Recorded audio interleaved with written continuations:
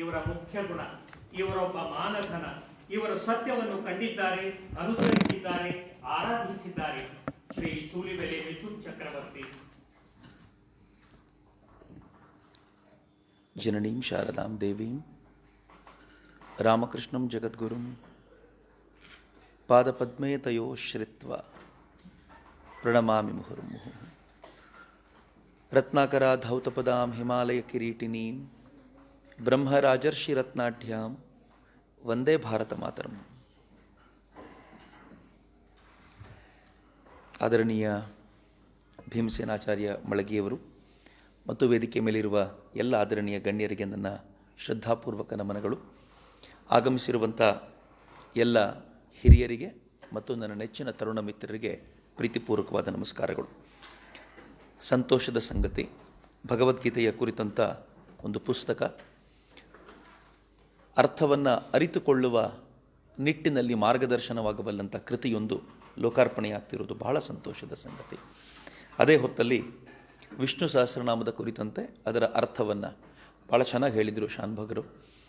ಒಂದಾದರೂ ಅರ್ಥವನ್ನು ತಿಳಿದುಕೊಂಡು ಓದೋದು ಭಾಳ ಒಳ್ಳೆಯದು ಅಂತ ಆ ದೃಷ್ಟಿಯಿಂದ ಅದನ್ನು ತಿಳಿದುಕೊಳ್ಳೋದಕ್ಕೆ ಬೇಕಾಗಿರುವಂಥ ಒಂದು ವ್ಯವಸ್ಥೆಯನ್ನು, ಕೃತಿಯನ್ನು ಇವತ್ತು ಲೋಕಾರ್ಪಣೆ ಮಾಡ್ತಾ ಇರುವಂಥ ಆನಂದ ನಿಸ್ಸಂಶಯವಾಗೂ ಇದೆ.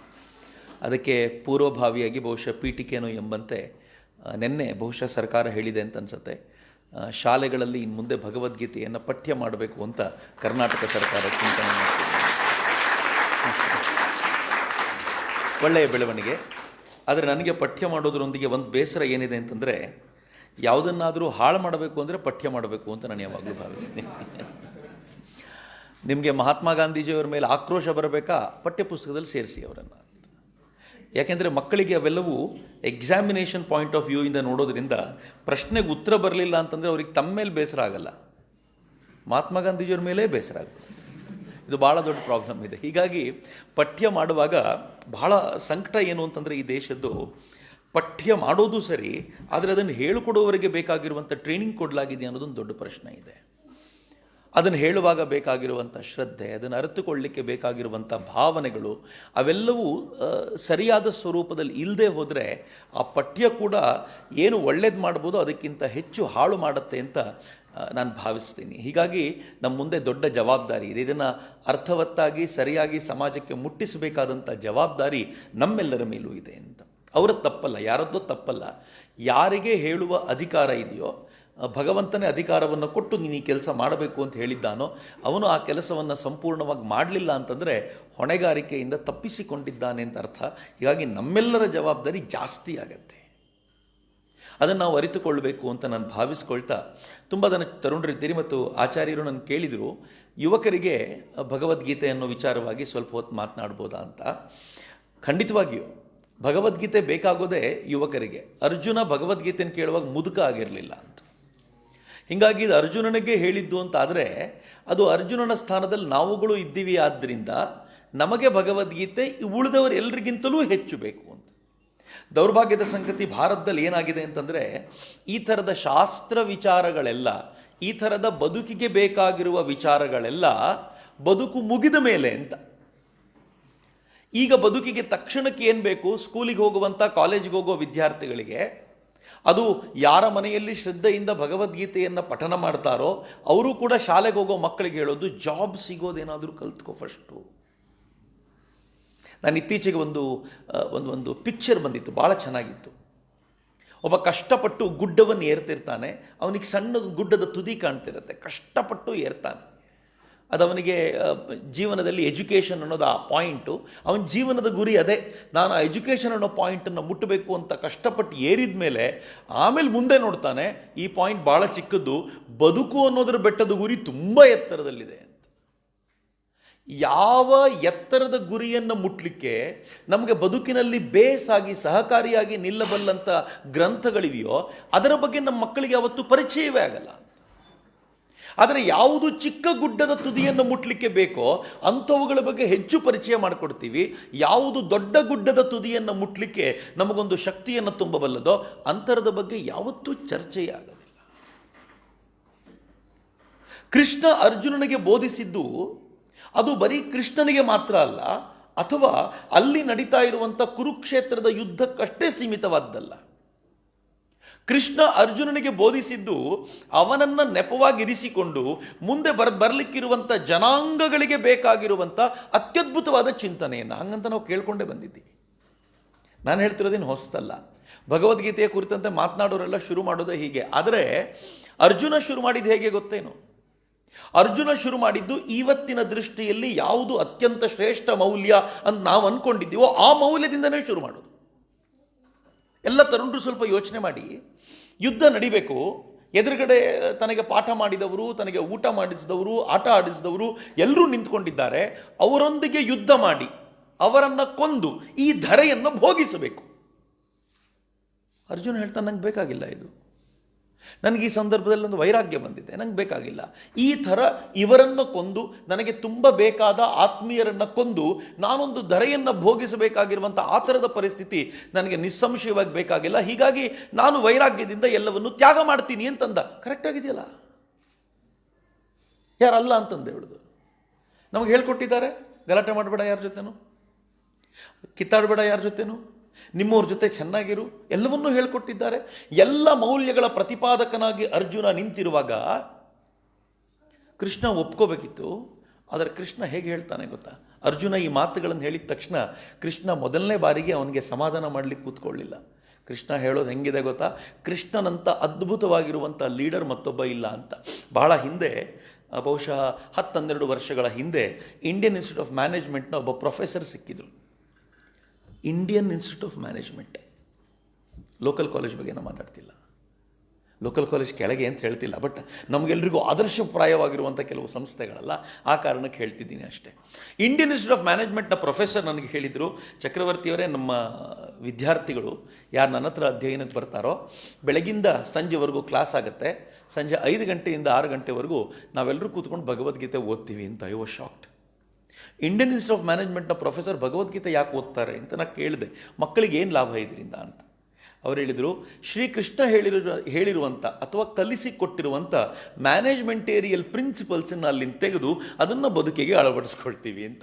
ನಾನು ಹೇಳಿದೆ, ಇದು ಭಾಳ ಹೊಸದು, ಕೃಷ್ಣ ಮ್ಯಾನೇಜ್ಮೆಂಟ್ ಗುರು ಆಗಿರ್ಬೋದು ಅಂತ ನಾನು ಅಂದ್ಕೊಂಡಿರಲಿಲ್ಲ ಅಂತ.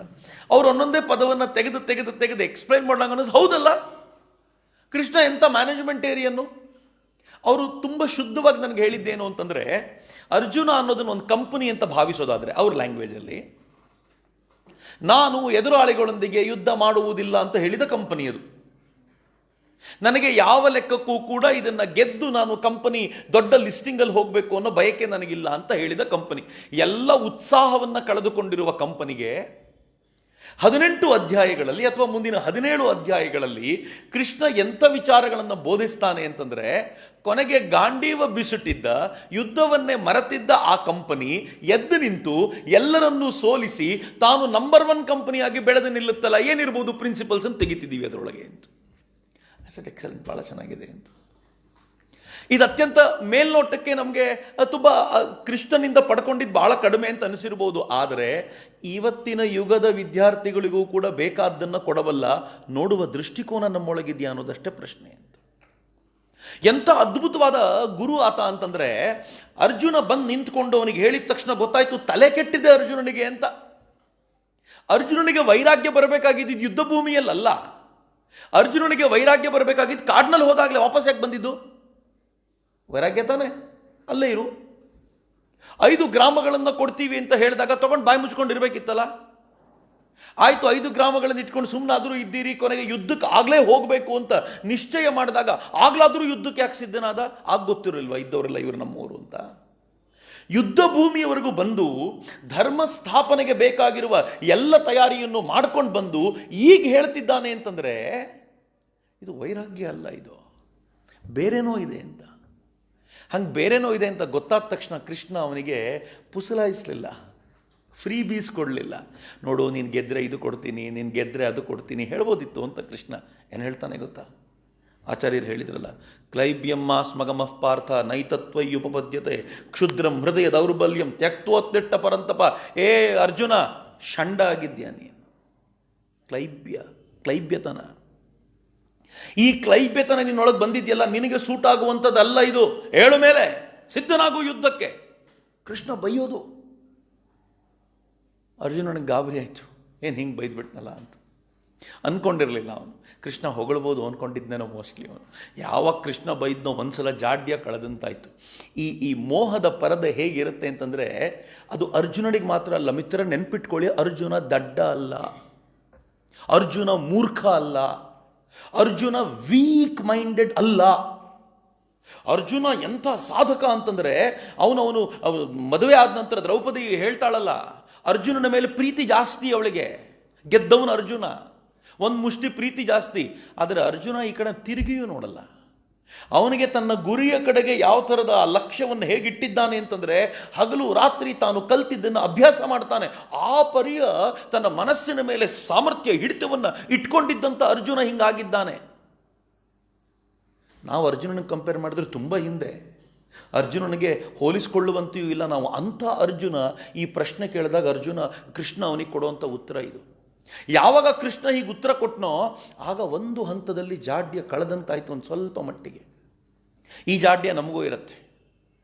ಯಾವುದು ತಪ್ಪು ಅಂತ ಗೊತ್ತಿರುತ್ತೋ ಆ ತಪ್ಪು ಅಂತ ಗೊತ್ತಿರೋದನ್ನು ಕೂಡ ಮಾಡಿಕೊಂಡೇ ಹೋಗ್ತಿರ್ತೀವಿ. ಸಿಗರೇಟ್ ಸೇದುವುದು ಹಾನಿಕರ ಯಾರಿಗೆ ಗೊತ್ತಿಲ್ಲ ಹೇಳಿ? ಸೇದೋನಿಗೆ ಗೊತ್ತಿಲ್ಲ ಅಂದ್ಕೊಂಡಿದ್ದೀರೇನು? ಕೇಳಿ ನೋಡಿ ಅವನಿಗೆ, ಸಿಗರೇಟ್ ಸೇದೋದು ಒಳ್ಳೆ ಕೆಲಸವಾ ಅಂತ ಕೇಳಿದರೆ ಭಾಳ ಕೆಟ್ಟದ್ದು ಅಂತ ಮತ್ತೆ ಸಿಗರೇಟ್ ಹಚ್ಚಿ ಬರ್ತಾನೆ. ಮದ್ಯಪಾನ ಮಾಡುವ ಪ್ರತಿಯೊಂದು ಕುಟುಂಬದ ಗಂಡಿಗೂ ನಾನು ಕುಡಿಯೋದು ಒಳ್ಳೆಯದಲ್ಲ ಅಂತ ಗೊತ್ತಿರುತ್ತೆ. ತುಂಬ ದೊಡ್ಡ ಕುಡುಕ ಇರ್ತಾನಲ್ಲ, ರಾತ್ರಿ ಎಲ್ಲ ಕುಡಿದು ಬಿರ್ತಿರ್ತಾನಲ್ಲ, ಅವ್ನು ತುಂಬ ಒಳ್ಳೆ ಫ್ಯಾಮಿಲಿಯಿಂದ ಬಂದಿರೋ ಅಂತ ಇಟ್ಕೊಳ್ಳಿ. ಬೆಳಗಾಗಿದ್ದರೆ ಮುಖ ತೋರಿಸ್ಲಿಕ್ಕಾಗದ ಸ್ಥಿತಿಯಲ್ಲಿ ಇರ್ತಾನೆ. ಗೊತ್ತಿರುತ್ತೆ ಅವನಿಗೆ ರಾತ್ರಿ ತಪ್ಪು ಮಾಡಿಬಿಟ್ಟಿದ್ದೀನಿ ಅಂತ. ಆದರೆ ಮತ್ತೆ ಸಂಜೆ ಆದಮೇಲೆ ಮತ್ತೆ ಕುಡಿತಾನಲ್ಲ. ಹೇಗೆ ಆ ಮೋಹದ ಪರದೆ ಆವರಿಸಿಕೊಳ್ಳುತ್ತೆ, ಹೇಗೆ ಆ ಮಾಯೆಯ ಅನ್ನುವಂಥ ಆ ಪರದೆಯನ್ನು ಹೆಂಗೆ ಎಳಕೊಂಡು ಬಿಡುತ್ತೆ ಅಂತಂದರೆ ಬೆಳಗಿನಿಂದ ಏನು ಅಂದ್ಕೊಂಡಿರ್ತಾನೋ ಸಂಜೆ ಆದ ತಕ್ಷಣ ಅದನ್ನು ಮರೆಯುವಂಥ ಸ್ಥಿತಿ ನಿರ್ಮಾಣ ಆಗುತ್ತಲ್ಲ. ಅದು ನನಗೂ ಇದೆ, ನಿಮಗೂ ಇದೆ, ಪ್ರತಿಯೊಬ್ಬನಿಗೂ ಇದೆ. ಎಲ್ಲವನ್ನೂ ತ್ಯಾಗ ಮಾಡಿ ನಾನು ಗುರುಪೀಠಕ್ಕೆ ಬಂದು ಕುಳಿತುಕೊಂಡಿದ್ದೀನಿ ಅಂದ ಮಟ್ಟಕ್ಕೆ ಎಲ್ಲ ಹೋಯ್ತು ಅಂತ ತಿಳ್ಕೊಳ್ಬೇಡಿ. ಅಲ್ಲೂ ಒಂದು ಮಾಯಾಪರದೆ ಹೆಂಗೆ ಬರುತ್ತೆ ಅಂತಂದರೆ ಅವನಿಗೆ ಗೊತ್ತಿಲ್ಲದಂತೆ ಆವರಿಸ್ಕೊಂಡು ನಿಂತ್ಕೊಳ್ಳುತ್ತೆ. ಈ ತಪ್ಪು ಅಂತ ಗೊತ್ತಾದಾಗಲೂ ಬಿಡಲಿಕ್ಕೆ ಸಾಧ್ಯವಾಗದಂಥ ಪರಿಸ್ಥಿತಿ ನಿರ್ಮಾಣವಾಗಿರುತ್ತೆ. ಹೇಗೆ ಬಿಡೋದು? ಭಗವದ್ಗೀತೆಗೆ ಬನ್ನಿ ಅಂತ ಅದನ್ನೇ ಹೇಳಿದ್ದು ಭಗವದ್ಗೀತೆ. ಯಾರಿಗೆ ಇವೆಲ್ಲ ಸಮಸ್ಯೆಗಳು ಕಾಡ್ತಾ ಇವೆಯೋ ಇವೆಲ್ಲದರಿಂದಲೂ ಮುಕ್ತವಾಗಿ ಹೊರಗೆ ಬರಲಿಕ್ಕೆ ಇದೊಂದು ಅವಕಾಶ ಇದೆ, ಬನ್ನಿ ಹೊರಗಡೆ ಅಂತ. ಭಾರತದ ಎಲ್ಲ ಶಾಸ್ತ್ರ ಗ್ರಂಥಗಳು, ನಾನು ನಿನ್ನೆ ಕೋಟ್ ಮಾಡ್ತಿದ್ದೆ, ಮೆಕಾಲೆ ಒಂದು ಮಾತು ಹೇಳ್ತಾನೆ, ಏನು ಧಾರ್ಷ್ಟ್ಯ ಇವರಿಗೆಲ್ಲ ಅಂತ. ಮೆಕಾಲೆಗೆ ಸಂಸ್ಕೃತ ಬರ್ತಿರಲಿಲ್ಲ, ಕೊನೆ ಪಕ್ಷ ಮ್ಯಾಕ್ಸ್ ಮುಲ್ಲರ್ಗೆ ಸಂಸ್ಕೃತ ಬರ್ತಿತ್ತು. ಮೆಕಾಲೆ ಯಾವತ್ತೂ ಕಲಿಲಿಲ್ಲ, ಮೆಕಾಲೆ ಪರ್ಷಿಯಾನೂ ಕಲಿಲಿಲ್ಲ. ಆದರೆ ಈ ದೇಶದ ಎಜುಕೇಷನ್ ಸಿಸ್ಟಮ್ನ ರೂಪುರೇಷೆ ವ್ಯವಸ್ಥೆಗೊಳಿಸಿದ್ದವನು ಮೆಕಾಲೆ. ಲಂಡನ್ನ ಹೌಸ್ ಆಫ್ ಕಾಮನ್ಸ್ನಲ್ಲಿ ಮಾತಾಡ್ತಾ ಮೆಕಾಲೆ ಒಂದು ಮಾತೇನೇನು ಹೇಳ್ತಾನೆ ಅಂತಂದರೆ, ನಾನು ಸಂಸ್ಕೃತ ಸಾಹಿತ್ಯವನ್ನು ಓದಿಸ್ಕೊಂಡಿದ್ದೀನಿ. ಸಂಸ್ಕೃತ ಓದಿರೋರು ಹೆಂಗೆ ಅನ್ನಿಸ್ಬೇಕು ಯೋಚನೆ ಮಾಡಿ. ನಾನು ಪರ್ಷಿಯನ್ ಸಾಹಿತ್ಯವನ್ನು ಓದಿದ್ದೀನಿ ಅಲ್ಲ, ಓದಿಸ್ಕೊಂಡಿದ್ದೀನಿ ಅಂತ. ಯಾರೋ ಬಂದು ಓದಿದ್ದಾರೆ ನನಗದನ್ನು ಕೇಳಿದ ಮೇಲೆ ಗೊತ್ತಾಯಿತು, ನಮ್ಮ ಯುರೋಪಿನ ಅಥವಾ ಇಂಗ್ಲೀಷಿನ ಶಾಲೆಗೆ ಹೋಗುವ ಮಕ್ಕಳ ಒಂದು ರ್ಯಾಕಿನ ಪುಸ್ತಕಕ್ಕೆ, ಒಂದು ರ್ಯಾಕಲ್ಲಿ ಇಡಬಹುದಾಗಿರುವಂಥ ಪುಸ್ತಕಕ್ಕೆ ಇಡೀ ಭಾರತದ ಸಂಸ್ಕೃತ ಸಾಹಿತ್ಯ ಸಮನಾಗೋದಿಲ್ಲ ಅಂತ. ಅಷ್ಟು ನಿಕೃಷ್ಟವಾದ ಸಾಹಿತ್ಯ ಅಂತ ನಾವು. ಆದರೆ ಗೊತ್ತಿರಲಿ ಮಿತ್ರರೇ, ಇಡೀ ಪಶ್ಚಿಮದ ಸಾಹಿತ್ಯ ದೇಹವನ್ನು ಸುತ್ತಿತೇ ಹೊರತು ದೇಹದ ಒಳಗೂ ಏನಾದರೂ ಇರ್ಬೋದು ಅನ್ನೋ ಕಲ್ಪನೆಗೆ ಹೋಗಲೇ ಇಲ್ಲ. ಆದರೆ ಭಾರತ ಯಾವತ್ತೂ ದೇಹಕ್ಕೆ ನಿಲ್ಲಲೇ ಇಲ್ಲ. ಈ ದೇಶದ ಯಾವುದೇ ಸಾಹಿತ್ಯವನ್ನು ತೆಗೆದುಕೊಂಡರೂ ಕೂಡ ಅದು ಅಂತರಂಗವನ್ನು ಕಲಕುವಂಥದ್ದು, ಒಳಗೆ ಮತ್ತೇನೋ ಇದೆಯೋ ಅಂತ. ಆಚಾರ್ಯರು ಹೇಳಿದ್ರಲ್ಲ, ಭೀಮಸೇನ ಅನ್ನುವ ಹೆಸರಿನ ಒಳಗಿರುವ ಭಗವಂತ ಬರೆಸಿದ್ದು ಅಂತ. ಯಾರಿದ್ದ ನೋಡಿದ್ದೀವೇನು? ಆದರೆ ಹೆಂಗೆ ಗೊತ್ತು ಅಂತಂದರೆ, ಮಾತನಾಡುವ ತಾಕತ್ತಿಲ್ಲ ಅಂತ ನನಗಿಂತ ನಿಮ್ಗೆ ಹೆಂಗೆ ಗೊತ್ತಿರೋಕ್ಕೆ ಸಾಧ್ಯ? ನನಗೆ ಗೊತ್ತದು. ಬರೆಯುವ ತಾಕತ್ತು ನನಗಿಲ್ಲ ಅನ್ನೋದು ನನಗೆ ಚೆನ್ನಾಗಿ ಗೊತ್ತು, ನಿಮಗೆ ಗೊತ್ತಿರಲಿಕ್ಕಿಲ್ಲ. ನೀವು ಅಂದ್ಕೊಳ್ಬೋದು ಚಕ್ರವರ್ತಿಯವರು ತುಂಬ ಚೆನ್ನಾಗಿ ಮಾತನಾಡ್ತಾರೆ, ನನಗೆ ಗೊತ್ತು ನನ್ನ ಯೋಗ್ಯತೆ ಏನು ಅಂತ. ಒಳಗಿರುವವನು ನುಡಿಸಿದರೆ ಮಾತ್ರ ಮಾತಾಡ್ತೀನಿ ಅನ್ನೋದು ನನಗೆ ಗೊತ್ತು. ಅವನೇನಾದರೂ ಸ್ವಲ್ಪ ಕೈ ಕೊಟ್ಟಾಗ ಆ್ಯಂಡ್ ಹ್ಯಾವ್ ಫೆಲ್ಟ್ ಇಟ್. ನಾನು ಸುಮ್ಮನೆ ಹೇಳೋದಲ್ಲ, ಯಾವತ್ತಾದರೂ ಒಂದು ದಿನ ನಾನು ಮಾತಾಡ್ತೀನಿ ಅನ್ನೋ ದುರಹಂಕಾರದಿಂದ ಮಾತಾಡಿದ್ದಿನ ಏನೆಲ್ಲ ತಪ್ಪಿದ್ದೀನಿ ಅಂತ ನಂಗೆ ಚೆನ್ನಾಗಿ ಗೊತ್ತು. ಹೊರಗಡೆ ಇರೋರಿಗೆ ಗೊತ್ತಾಗ್ತಿರಲ್ಲ, ನನಗೆ ಗೊತ್ತಾಗುತ್ತೆ. ಕೈ ಕೊಟ್ಟೆ ಇವತ್ತು ಅಂತ ನಾನು ಕೇಳ್ಕೊಳ್ತೀನಿ ಅವನನ್ನು. ಬರೆಯುವಾಗ ಏನು ತಪ್ಪಾಗುತ್ತೆ ಅಂತ ಆಚಾರ್ಯರಿಗೆ ಗೊತ್ತು. ಯಾವತ್ತು ಅವನು ಕೈ ಕೊಡ್ತಾನೋ, ನಾನು ಇಲ್ಲದೆ ಹೋದರೆ ಏನಾಗುತ್ತೋ ನಿಂಗೆ ನೋಡ್ತೀನಿ ಅಂತ ಹೇಳ್ಕೊಳ್ತಾನೆ, ಆಗ ಗೊತ್ತಾಗುತ್ತೆ. ಪಶ್ಚಿಮದವ್ರಿಗೆ ಯಾರಿಗೂ ಇದು ಅರ್ಥ ಆಗಲಿಲ್ಲ, ಆದರೆ ಭಾರತದವ್ರಿಗೆ ಅರ್ಥ ಆಯಿತು. ಪಿಪ್ಪಲಾದನ ಬಳಿಗೆ ವಿದ್ಯಾರ್ಥಿಗಳು ಬಂದು ಕೇಳ್ತಾರಲ್ಲ, ನಮ್ಮ ಪ್ರಶ್ನೆಗಳಿಗೆ ಉತ್ತರ ಕೊಡ್ತೀರಾ? ಋಷಿಗಳು ಹೇಳಿದ್ರಂತೆ, ನೀವೊಂದು ವರ್ಷ ನನ್ನ ಜೊತೆ ಇರಿ, ಒಂದು ವರ್ಷ ನನ್ನ ಜೊತೆ ಇದ್ದು ನಾನು ಏನೇನು ಮಾಡ್ತೀನೋ ಅಧ್ಯಯನ ಮಾಡೋದು ಜೊತೆಯಲ್ಲಿ ಮಾಡಿ, ಆನಂತರ ಪ್ರಶ್ನೆ ಕೇಳಿ ಉತ್ತರ ಗೊತ್ತಿದ್ರೆ ಹೇಳ್ತೀನಿ ಅಂತ. ಉತ್ತರ ಹೇಳ್ತೀನಿ ಅಲ್ಲ, ಗೊತ್ತಿದ್ರೆ ಹೇಳ್ತೀನಿ ಅಂತ. ಅವರು ಪ್ರಶ್ನೆ ಕೇಳುವಾಗ ಕೇಳಿದ ಪ್ರಶ್ನೆಯು ಎಂಥದ್ದು ಅಂತಂದರೆ, ಕಣ್ಣು ನೋಡುತ್ತೆ ಅಂತ ನಾವು ಅಂದ್ಕೊಂಡಿದ್ದೀವಿ, ಆದರೆ ಯಾರು ಕಣ್ಣಿನ ಮೂಲಕ ನೋಡ್ತಾರೆ ಅಂತಂದಾಗ ಕಣ್ಣಿಗೂ ಕಣ್ಣಾಗಿರುವಂಥವನೊಬ್ಬ ಇದನ್ನು ನೋಡ್ತಾ ಕೂತಿದ್ದಾನೆ. ನಾವು ಕಣ್ಣು ತೆರೆದೇ ಇದ್ದಾಗ ಅನೇಕ ಬಾರಿ ಕಾಣದೇ ಇಲ್ವಲ್ಲ, ಕಣ್ಣು ತೆರೆಕೊಂಡೇ ಇರ್ತೀವಿ. ನನ್ನ ಮನಸ್ಸು ಅಲ್ಲಿ ಇರೋದೇ ಇಲ್ಲ, ನೋಡಬೇಕು ಅನ್ನೋನಲ್ಲಿ ನೋಡ್ತಿರಲ್ಲ. ಅವನಿಗೆ ಬೇರೇನೋ ಆಲೋಚನೆ ಇರೋದ್ರಿಂದ ನನ್ನ ಕಣ್ಣು ತೆರೆದಿದ್ರೂ ಕಾಣದೇ ಇರುವಂಥ ಸ್ಥಿತಿ ಇರುತ್ತಲ್ಲ. ಭಾರತ ಈ ಥರದ ವಿಚಾರಗಳ ಬಗ್ಗೆ ಆಲೋಚನೆ ಮಾಡ್ತಿದೆ. ಆದರೆ ಅವನು ಹೇಳ್ತಾನೆ, ಆ ಪುಣ್ಯಾತ್ಮ ಹೇಳ್ತಾನೆ, ಏನು ಹೇಳ್ತಾನೆ ಅಂತಂದರೆ, ಭಾರತದ ಸಾಹಿತ್ಯ ಯುರೋಪಿನ ಒಂದು ಶೆಲ್ಫಿಗೆ ನಿಲುಕುವಂಥದ್ದಲ್ಲ, ಅಂಥ ನಿಕೃಷ್ಟವಾದ ಸಾಹಿತ್ಯ ಭಾರತದ್ದು ಅಂತ. ಮಿತ್ರೆ, ಇನ್ನೊಂದು ಹೆಜ್ಜೆ ಮುಂದೆ ಹೋಗಿ ಹೇಳೋದಾದರೆ, ಒಂದು ಭಗವದ್ಗೀತೆಯ ಸಮಾನಕ್ಕೆ ಜಗತ್ತಿನ ಯಾವ ಶಾಸ್ತ್ರ ಗ್ರಂಥಗಳು ನಿಲ್ಕೋದಿಲ್ಲ. ನಾನು ಬೇರೆದ್ರ ಬಗ್ಗೆ ಮಾತಾಡೋದಿಲ್ಲ. ಒಂದು ಭಗವದ್ಗೀತೆ ಎಲ್ಲಿಂದ ಬಂತು?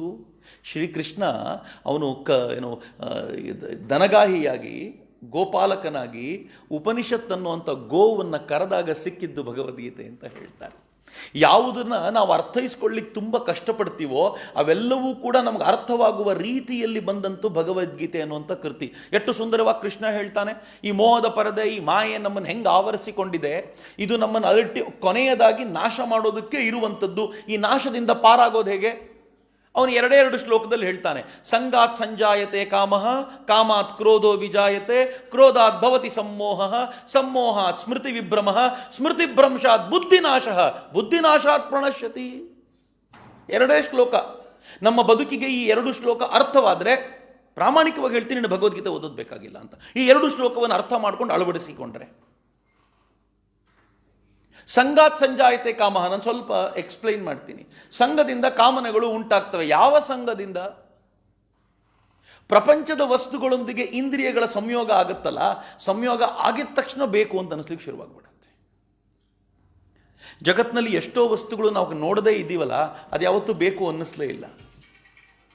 ಆದರೆ ಯಾವ ವಸ್ತು ನಮ್ಮ ಕಣ್ಣಿಗೆ ಕಾಣುತ್ತೋ, ಯಾವ ವಸ್ತುವನ್ನು ನಾವು ಮೂಸಿ ನೋಡಬಹುದೋ, ಯಾವ ವಸ್ತು ಮುಟ್ಟಬಹುದೋ, ಅದು ಮುಟ್ಟಿದ ತಕ್ಷಣ ಒಂದು ಕಾಮನೆಗಳು ಶುರು. ಎಷ್ಟು ಚೆನ್ನಾಗಿರುವಂಥ ವ್ಯವಸ್ಥೆ ಭಗವಂತ ಮಾಡಿದ್ದಾನೆ ನೋಡಿ, ನಮ್ಮನ್ನು ದಾರಿ ತಪ್ಪಿಸ್ಲಿಕ್ಕೆ. ಅಥವಾ ಇಷ್ಟೆಲ್ಲ ಕೊಟ್ಟ ನಂತರವೂ ಇವ್ರು ಯಾರೂ ಬೇಡ, ನನಗೆ ನೀನೊಬ್ಬನೇ ಬೇಕು ಅಂತ ಅವನು ಬರ್ತಾನೆ ಅಂತಂದರೆ, ನನ್ನ ಪ್ರಿಯ ಕಂದ ಇವನು ಅಂತ ಭಗವಂತ ಸೆಳೆಕೊಳ್ತಾನೆ ಅಂತ. ನಮಗೆ ಅರ್ಥವೇ ಆಗಲಿಲ್ಲ ಅಷ್ಟೇ. ಡಿ ವಿ ಜಿಯವರು ಭಾಳ ಚೆನ್ನಾಗಿ ಹೇಳ್ತಾರೆ, ಇದನ್ನು ಭಾಳ ಸುಂದರವಾಗಿ ಹೇಳ್ತಾರೆ. ದಾಸರೋ ನಾವೆಲ್ಲ ಶುನಕನಂದದಿ ಜಗದ, ವಾಸನಗಳೆಳೆತಕ್ಕೆ ಸಿಕ್ಕು ದಿಕ್ಕು ದಿಕ್ಕಿನಲ್ಲಿ, ಪಾಶಗಳು ಹೊರಗೆ ಕೊಂಡಿಗಳು ನಮ್ಮೊಳಗೆ ಅವಯ್ಯ, ವಾಸನಾಕ್ಷಯ ಮೋಕ್ಷ ಮಂಕುತಿಮ್ಮ. ಇಡೀ ಎರಡು ಶ್ಲೋಕ ಅವರು ಡಿ ವಿ ಜಿಯವರು 4 ಸಾಲುಗಳಲ್ಲಿ ಬರೀತಾರೆ. ದಾಸರೋ ನಾವೆಲ್ಲ ಶುನಕನಂದದಿ ಜಗದ, ಜಗತ್ತಿನ ದಾಸರು ನಾವು ಹೆಂಗೆ? ಥೇಟ್ ನಾಯಿಗಳ ಥರ ಅಂತ. ನಾವು ನಾಯಿಗಳಂತಿದ್ದೀವಿ. ಹೇಗೆ ನಾಯಿ ದಾಸವಾಗಿರುತ್ತೋ ಹಾಗೆ ನಾವು ಕೂಡ ದಾಸರಾಗಿದ್ದೀವಿ. ಶುನಕನಂದದಿ ಜಗದ. ಹೇಗೆ ಅಂದರೆ ವಾಸನೆಗಳ ಎಳೆತಕ್ಕೆ ಸಿಕ್ಕು ದಿಕ್ಕು ದಿಕ್ಕಿನಲ್ಲಿ ಹರಡ್ತಾ ಇದ್ದೀವಿ ಅಂತ. ಹೇಗೆ ನಾಯಿಗಳು ಕಂಡಲ್ಲಿ ಓಡ್ತಾವೋ, ನಾಯಿಗಳು ಓಡ್ತಾನೆ ಇರ್ತವೆ. ಯಾಕೆ ಗೊತ್ತೇನು? ಅಲ್ಲೊಂದು ಎಲುಬಿನ ಚೂರು ಬಿದ್ದಿರ್ಬೋದು, ಇಲ್ಲೊಂದು ಎಲುಬಿನ ಚೂರು ಬಿದ್ದಿರ್ಬೋದು, ಅಲ್ಲಿ ಯಾವುದೋ ಹೆಣ್ಣು ನಾಯಿ ಸಿಗ್ಬೋದು, ಅಲ್ಲೇನೋ ಮತ್ತೊಂದು ಸಿಗ್ಬೋದು ಅಂತ ನಾಯಿಗಳು ಹೆಂಗೆ ಓಡ್ತಾವೋ, ಈ ವಾಸನೆಗಳ ಎಳೆತಕ್ಕೆ ಸಿಕ್ಕು ನಾವು ದಿಕ್ಕು ದಿಕ್ಕಿಗೂ ಓಡ್ತಾ ಇದ್ದೀವಿ ಅಂತ ಡಿ ವಿ ಜಿಯವರು ಮುಂದೆ ಹೇಳ್ತಾರೆ ಭಾಳ ಚೆನ್ನಾಗಿ. ಪಾಶಗಳು ಹೊರಗೆ, ಇದರದೆಲ್ಲ ಹಗ್ಗಗಳು ಹೊರಗೆ ಇವೆ, ಕೊಂಡಿಗಳು ನಮ್ಮೊಳಗಿಹವಯ್ಯ ಅಂತ. ಅದರ ಕೊಂಡಿ ನಮ್ಮೊಳಗಿದೆ. ಯಾವತ್ತು ಈ ವಾಸನೆಗಳಿಂದ ಮುಕ್ತರಾಗ್ತೀವೋ ಅವತ್ತು ಮೋಕ್ಷ ಸಿದ್ಧಿಯಾಗುತ್ತೆ ಅಂತಾರೆ. ಕೃಷ್ಣ ಅದನ್ನು ಹೆಂಗೆ ಭಾಳ ಹಿಂದೆನೇ ಹೇಳಿದ ಅಂತಂದರೆ, ಎಷ್ಟು ಸುಂದರವಾಗಿ ಕಟ್ಟಿಕೊಟ್ಟ ಅಂತಂದರೆ, ಸಂಗಾತ್ ಸಂಜಾಯತೆ ಕಾಮಃ, ಸಂಘದಿಂದ ಕಾಮ ಉಂಟಾಗತ್ತೆ. ಕಾಮನೆಗಳು ಉಂಟಾದಾಗ ಹೆಂಗೆ ಅಂತಂದರೆ, ಬೇಕು ಅಂದರೆ ಬೇಕು ಅಷ್ಟೆ. ಸ್ವಲ್ಪ ಬುದ್ಧಿ, ಇದೇನು ತುಂಬ ಬುದ್ಧಿ ಬರಬೇಕು ಅಂತಿಲ್ಲ. ಚಿಕ್ಕ ಮಕ್ಕಳಿಗೆ ನೋಡಿ, ಒಂದು ಆಟದ ಸಾಮಾನದ ಆಡ್ತಿರುತ್ತೆ, ಸ್ವಲ್ಪ ತೆಗೆದು ಪಕ್ಕಕ್ಕೆ ಇಟ್ಕೊಳ್ಳಿ, ಕೇಟಾರ್ ಅಂತ ಕಿರ್ಚ್ಕೊಂಡು ಬಿಡುತ್ತೆ. ಬೇರೆ ಏನಾದರೂ ಕೊಡಿ, ಇದನ್ನು ಅಂದು. ಯಾರು ಹೇಳ್ಕೊಟ್ರು ಅದಕ್ಕೆ? ಯಾರು ಕಲಿಸಿಕೊಟ್ರು ಅದಕ್ಕೆ? ನಾನು ನೀವು ಹೀಗೆ ಮಾಡಿದ್ದೀವಿ. ಇವಳು ನಮ್ಮಮ್ಮ, ಇವಳು ನಮ್ಮ ಚಿಕ್ಕಮ್ಮ, ಇವಳು ನನ್ನ ದೊಡ್ಡಮ್ಮ, ಇವಳು ನಂದು, ಇದು ಪುಸ್ತಕ ನಂದು, ಇದು ನಂದು, ಅದು ನಂದು. ಯಾರು ನಂದು ಅಂತ ಹೇಳಿಕೊಟ್ರು ಅದಕ್ಕೆ? ಅದು ಹೆಂಗೆ ಎತ್ತಿಟ್ಕೊಳ್ಳೋದಿದೆ? ಅವತ್ತು ಬೆಳೆದ ಬುದ್ಧಿ ಬಲಿತ ನಂತರವೂ ಹೆಂಗಿದೆ ಅಂತಂದರೆ ಹಿಡಿದಿದ್ದನ್ನು ಬಿಡ್ಲಿಕ್ಕಾಗಲ್ಲ ಇವತ್ತಿಗೂ. ಸಂಘದಿಂದ ಉಂಟಾದ ಕಾಮ ಬೇಕು ಎನ್ನುವಂಥ ಹುಚ್ಚನ್ನು ಹಬ್ಬಿಸ್ಬಿಡುತ್ತೆ. ನಾನು ಅಧಿಕಾರದಲ್ಲಿ ಕೂತ್ಕೋಬೇಕು ಅಂತ ನಿಶ್ಚಯ ಮಾಡಿದರೆ ಯಾರನ್ನಾದರೂ ಕೊಂದಾದರೂ ಕೂತ್ಕೋತೀನಿ. ಬೇಕು ಅಂದರೆ ಹಾಗೆ. ಚಿಕ್ಕಂದನಿದ್ದಾಗ ಆಟದ ಸಾಮಾನು ಬೇಕು ಅಂತಿದ್ದೆ, ಈಗ ನನಗೆ ಕುರ್ಚಿ ಬೇಕು ಅಷ್ಟೇ. ಡಿಫ್ರೆನ್ಸ್ ಏನು ಭಾಳ ಏನಿಲ್ಲ. ಇನ್ನೂ ಚಿಕ್ಕ ಮಗುನೇ ಪಾಪ ಅವನು. ನನಗದು ಬೇಕು ಅಂತಂದರೆ ಬೇಕು, ಅದಕ್ಕೋಸ್ಕರ ಏನು ಬೇಕಿದ್ರೂ ಮಾಡ್ಲಿಕ್ಕೆ ಸಿದ್ಧನಾಗ್ತೀನಿ. ನನಗೊಬ್ಬನಿಗೆ ಸಾಕಾಗಲಿಲ್ಲ, ನನ್ನ ಮಗನಿಗೂ ಬೇಕು, ನಾನೇ ಮಾಡ್ಕೊಡ್ತೀನಿ ಅವನಿಗೆ. ನಾವು ಎಷ್ಟರ ಮಟ್ಟಿಗೆ ನೋಡಿ, ಪ್ರತಿಯೊಂದಕ್ಕೂ ಉತ್ತರ ಎಷ್ಟು ಚೆನ್ನಾಗಿದೆ. ಕೃಷ್ಣ ಹೇಳಿದ ಎಲ್ಲಿಂದ ಬಂತಿದ್ದು? ಸಂಘದಿಂದ ಬಂತು. ಈ ಸಂಘವನ್ನು ಯಾವಾಗ ಜೋಡಿಸಿಕೊಂಡಿಯೋ ಅದರೊಂದಿಗೆ ಆಸಕ್ತಿ ಬೆಳಿಲಿಕ್ಕೆ ಶುರುವಾಯಿತೋ, ಆಸಕ್ತಿ ಬೆಳೆದ ತಕ್ಷಣ ಬೇಕು ಅನ್ನಿಸ್ಲಿಕ್ಕೆ ಶುರುವಾಯಿತು. ಬೇಕು ಅಂದಿದ್ದು ಸಿಗದೆ ಹೋದರೆ ಏನಾಗುತ್ತೆ? ಕೃಷ್ಣ ಹೇಳ್ದ, ನಾನು ನೀವು ಹೇಳಬೇಕಾಗಿಲ್ಲ. ಕೃಷ್ಣ ಕ್ವೆಶನ್ನು ಕೊಟ್ಟ, ಉತ್ತರನೂ ಕೊಟ್ಟ. ಕಾಮಾತ್ ಕ್ರೋಧೋ ವಿಜಾಯತೆ, ಕೋಪ ಬರೋಕ್ಕೆ ಶುರುವಾಗತ್ತೆ. ಈ ಕೋಪ ಹೆಂಗಿರುತ್ತೆ ಅಂತಂದರೆ, ಎಲ್ಲರನ್ನೂ ಮಟ್ಟ ಹಾಕುವ, ಎಲ್ಲವನ್ನೂ ಮಟ್ಟ ಹಾಕಿ ಬಿಡುವಟ್ಟು ಕೋಪ ಇದರ ಕಾರಣಕ್ಕೋಸ್ಕರ ಸೃಷ್ಟಿಯಾಗತ್ತೆ. ಏನು ಸುಂದರವಾಗಿ ವರ್ಣಿಸಿದ. ಆ ಕ್ರೊನಾಲಜಿಕಲ್ ಆರ್ಡರ್ ನೋಡಿ, ಎಲ್ಲೂ ಚೇಂಜ್ ಇಲ್ಲ, ಹಾಗೆ ಇದು ನಮ್ಮದೇ ಕತೆ ಅಂತ. ಏನೋ ಬೇಕು, ಐಪ್ಯಾಡ್ ಬೇಕು, ಅಪ್ಪನಿಗೆ ಹೋಗಿ ಕೇಳಿದ್ವಿ, ಅಪ್ಪ ಕೊಡಿಸ್ಲಿಲ್ಲ, ಸುಮ್ಮನೆ ಇರ್ತೀವಿ ಅಂದ್ಕೊಂಡಿದ್ದೀವೇನು. ಅಪ್ಪ ಕೇಳಿದ್ದೆಲ್ಲ ಕೇಳೋ ಮುಂಚೆ ಕೊಟ್ಟರು, ಅದು ಗೊತ್ತಾಗಲಿಲ್ಲ. ನನಗೆ ಬಟ್ಟೆ ಬೇಕು, ಒಳ್ಳೆ ಬಟ್ಟೆ ತಂದು ಕೊಟ್ಟರು. ನನಗೆ ರೂಮಲ್ಲಿ ಓದ್ಲಿಕ್ಕೆ, ಅಧ್ಯಯನ ಮಾಡ್ಕೊಳ್ಳಿಕ್ಕೆ ನಾನು ಕೇಳಲೇ ಇಲ್ಲ, ಅಪ್ಪ ವ್ಯವಸ್ಥೆ ಮಾಡಿ ಕೊಟ್ಟರು. ನನಗೆ ಬೇಕಾಗಿರುವಂಥ ಟೆಕ್ಸ್ಟ್ ಬುಕ್ ನಾನು ಕೇಳಲೇ ಇಲ್ಲ, ಕೊಟ್ಟರು. ನನಗೆ ಆಟ ಆಡ್ಲಿಕ್ಕೆ ಬೇಕಾಗಿರೋ ವಸ್ತು ಕೇಳಲೇ ಇಲ್ಲ, ಕೊಟ್ಟರು. ಆದರೆ ಐಪ್ಯಾಡ್ ಒಂದು ಕೊಡಿಸ್ಲಿಲ್ಲ ನೋಡಿ. ನನಗೆ ಕಾಮನೆ ಇತ್ತು, ಅಪ್ಪ ಕೊಡಿಸ್ಲಿಲ್ಲ ಅಂದ ತಕ್ಷಣ ಕೋಪ ಹೆಂಗೆ ಬಂತು ಅಂತಂದರೆ, ಅಪ್ಪ ಹಿಂದೆ ಕೊಡಿಸಿದ್ದೆಲ್ಲ ಹರಿದು ಚಿಂದಿ ಮಾಡಿ ಬಿಸಾಕಿದೆ. ಕ್ರೋಧ ಹಂಗಿರುತ್ತೆ ಅಂತ. ಕ್ರೋಧ ಬಂದರೆ ಏನಾಗುತ್ತೆ? ಕೃಷ್ಣ ಹೇಳ್ತಾನೆ, ಕ್ರೋಧ ಬಂದರೆ ಏನಾಗುತ್ತೆ ಅಂತಂದರೆ ಸಮ್ಮೋಹ ಉಂಟಾಗತ್ತೆ. ಸಮ್ಮೋಹ ಉಂಟಾದಾಗ ಆಗುವಂಥ ಭಾಳ ದೊಡ್ಡ ಪ್ರಾಬ್ಲಮ್ ಅಂತಂದರೆ, ಯಾವುದು ಸರಿ ಯಾವುದು ತಪ್ಪು ಅಂತ ಗುರುತಿಸುವಂಥ ವಿವೇಕ ಪ್ರಜ್ಞೆ ಕಳೆದೋಗತ್ತೆ. ನಾನು ಮಾಡ್ತಾ ಇರೋದು ಇದು ಸರಿನೋ ಇದು ತಪ್ಪು ಅಂತ ಹೇಳಿ ವಿವೇಕ ಪ್ರಜ್ಞೆ ಯಾವಾಗ ಮಿಸ್ ಆಗುತ್ತೋ, ಯಾವಾಗ ತಪ್ಪು ಹೋಗುತ್ತೋ, ಆಗ ನಮಗೆ ನನ್ನ ತಂದೆ ಯಾರು, ನನ್ನ ತಾಯಿ ಯಾರು, ಯಾರು ಏನು ಮಾಡಿದ್ರು, ಯಾರು ಹೇಗೆ ಮಾಡಿದ್ರು, ಇವೆಲ್ಲ ಗೊತ್ತೇ ಆಗಲ್ಲ ಅಂತ. ಅದಾಗಿದ ತಕ್ಷಣ ಸ್ಮೃತಿ ವಿಭ್ರಮ. ನೆಕ್ಸ್ಟ್ ಲೈನ್ ಏನು ಸುಂದರವಾದ ಆರ್ಡರ್. ನನಗೆ ಈ ಶ್ಲೋಕವನ್ನು ನೆನಪಿಸ್ಕೊಂಡಾಗಲಿಲ್ಲ, ಯಾವುದಾದ್ರೂ ಆ ಥರದ ಕಾಮನೆಗಳು ಉಂಟಾದಾಗ ಅಥವಾ ಯಾರ ಮೇಲಾದರೂ ಕ್ರೋಧ ಬಂದಾಗ ಒಂದು ಸಲ ಆರ್ಡರ್ ನೋಡ್ತೀನಿ, ಎಲ್ಲೆಲ್ಲಿ ಶುರುವಾಯ್ತಿದ್ದು, ಯಾಕೆ ಬಂತು ಅಂತ. ಇಲ್ಲಿಗೆ ಉಂಟಾಗಲಿಕ್ಕೆ, ಈ ಕ್ರೋಧ ಬರಲಿಕ್ಕೆ ಅಲ್ಲಿ ಉಂಟಾದ ಸಂಘ ಯಾವುದು, ಯಾವ ಸಂಘದಿಂದ ಏನು ಎಕ್ಸ್ಪೆಕ್ಟೇಷನ್ ನನ್ನಲ್ಲಿ ಬಂತು, ಯಾವ ಎಕ್ಸ್ಪೆಕ್ಟೇಷನ್ ನನಗೆ ಆಗಲಿಲ್ಲ ಅಂತಂದಾಗ ಯಾಕೆ ಕ್ರೋಧ ಬಂತು. ಒಂದು ಸಲ ಆರ್ಡರ್ ನೋಡಿಬಿಟ್ರೆ ಗೊತ್ತಾಗ್ಬಿಡುತ್ತೆ ನಾನು ಎಲ್ಲಿ ಎಡೆಯುವುದೇ ಅಂತ. ಯಾರ ಸಂಘ ಮಾಡಬಾರ್ದಾಗಿತ್ತು ಅಂತ ಗೊತ್ತಾಗತ್ತೆ ಅಂತ. ಸ್ವಲ್ಪ ರಿವರ್ಸ್ ಹೋಗಬೇಕು. ಸ್ಮೃತಿ ವಿಭ್ರಮ ಅಂದರೆ ಏನು ಗೊತ್ತಾ? ನೆನಪು ಹಾರಿ ಹೋಗ್ಬಿಡತ್ತೆ. 9 ತಿಂಗಳು ಹೊತ್ತ ಅಮ್ಮ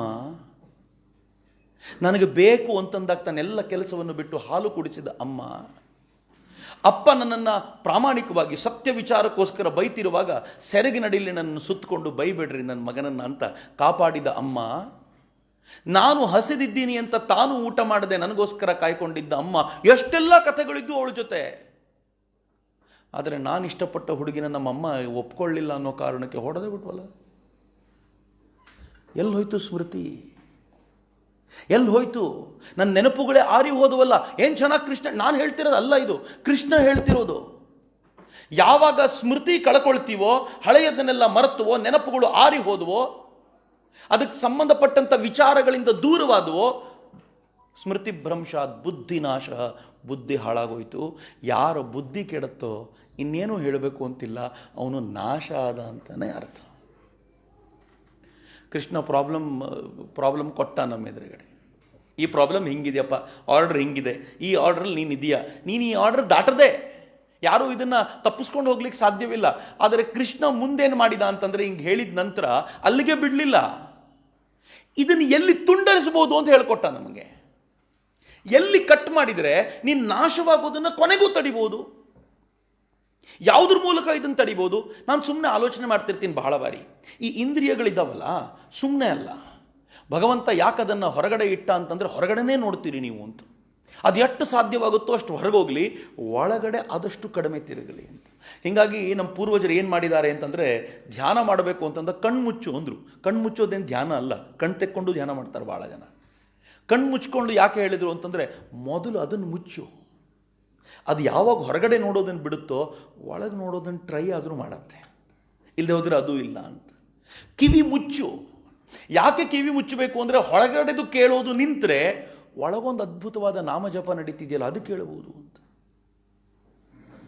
ನೀನು ಯಾವಾಗ ಹೊರಗಡೆ ಹೋಗೋದನ್ನು ತಡಿತೀಯೋ ಆಗದು ಒಳಗೆ ನೋಡಲಿಕ್ಕೆ ಶುರುವಾಗುತ್ತೆ ಅನ್ನೋ ಕಲ್ಪನೆ ಇದೆಯಲ್ಲ, ಆ ಇಂದ್ರಿಯಗಳನ್ನು ಹಿಡಿದೇ ಹೋದರೆ, ಅದನ್ನು ಕಂಟ್ರೋಲಿಗೆ ತಂದುಕೊಳ್ಳದೆ ಹೋದರೆ ಯಾವುದೂ ಸಾಧ್ಯ ಇಲ್ಲ ಅಂತ ಭಾರತ ತುಂಬ ಚೆನ್ನಾಗಿ ಹೇಳ್ತು. ಇವತ್ತಿನ ತರುಣರಿಗೆ ಬೇಕಾಗಿರೋ ಮೊದಲನೇ ಪಾಠ ಈ ಇಂದ್ರಿಯಗಳನ್ನು ಹಿಡಿತಿಗೆ ತಂದುಕೊಳ್ಳೋದು ಹೆಂಗೆ. ನನ್ನ ದೇಶದಲ್ಲಿ ಗುರುಕುಲ ಪದ್ಧತಿ ಅಂತಿತ್ತು. ಗುರುಕುಲ ಪದ್ಧತಿಯಲ್ಲಿ ಏನು ಮಾಡ್ತಿದ್ರು ಅಂತಂದರೆ, ಲಾಲಯೇತ್ ಪಂಚವರ್ಷಾಣಿ, ಮೊದಲು 5 ವರ್ಷ ಚೆನ್ನಾಗಿ ಪ್ರೀತಿಸಿ ಅಪ್ಪ ಅಮ್ಮ ಮುದ್ದಿಸಿ 5, 6, 7 ವರ್ಷ ಆದಮೇಲೆ ಒಂದು ಉಪನಯನ ಮಾಡಿ ಹೋಗು ಅಂತ ಕಳಿಸೋರು. ಯಾಕೆಂದರೆ ಮುಂದಿನ ಸಾಲಿದೆಯಲ್ಲ, ದಶವರ್ಷಾಣಿ ತಾಡಯತ್, ಅವ್ರ ಹತ್ರ ಆಗ್ತಿರ್ಲಿಲ್ಲ, ಅದನ್ನು ಸಮರ್ಥರಾದವರೇ ಮಾಡಬೇಕಿತ್ತು. ಅಪ್ಪ ಅಮ್ಮನ ಜೊತೆ ನಮ್ಮ ಪ್ರೇಮ ಹೆಂಗಿದೆ ಅಂತಂದರೆ, ಅವರೇನಾದರೂ ಸತ್ಯ ಹೇಳಿದರೂ ಕೂಡ ನಮ್ಮಪ್ಪ ಹೇಳಿ ಸತ್ಯ ಇಲ್ವೇನೋ ಅಂತ. ಅದು ಈಗಲೂ ಇದೆ.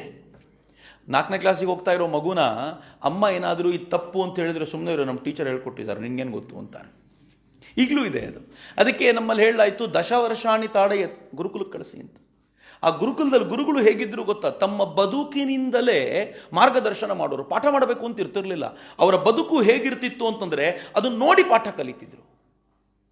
ಈ 10 ವರ್ಷಗಳಲ್ಲಿಗೆ ಅವರ ಟ್ರೈನಿಂಗ್ ಹೆಂಗಿರ್ತಿತ್ತು ಅಂತಂದರೆ, ಅವರು ಪೂರ್ಣ ಪ್ರಮಾಣದಲ್ಲಿ ತಮ್ಮ ಇಂದ್ರಿಯವನ್ನು ಗೆದ್ದುಕೊಂಡು ಅಂತರಂಗದ ವಿಕಸನ ಮಾಡಿಕೊಳ್ಳಿಕ್ಕೆ ಬೇಕಾಗಿರುವಂಥ ಅಷ್ಟು ಪಾಠವನ್ನು ಕಲಿಸಲಾಗ್ತಿತ್ತು, ಅಥವಾ ಅವರೇ ಕಲಿತಿದ್ರು. ಅದನ್ನು ಹೆಂಗಿರ್ತಿತ್ತು ಅಂತಂದರೆ, ಅವರು ಗುರುಕುಲ ಶಿಕ್ಷಣ ಮುಗಿಸಿ ಮನೆಗೆ ಬರೋ ವೇಳೆಗೆ ಅವರಿಗೆ ಗುರು ಪತ್ನಿ ಬಿಟ್ಟರೆ ಮತ್ತೊಬ್ಬ ಹೆಣ್ಣು ಮಗಳ ಸಂಪರ್ಕವೇ ಇರ್ತಿರ್ಲಿಲ್ಲ ಅಂತ.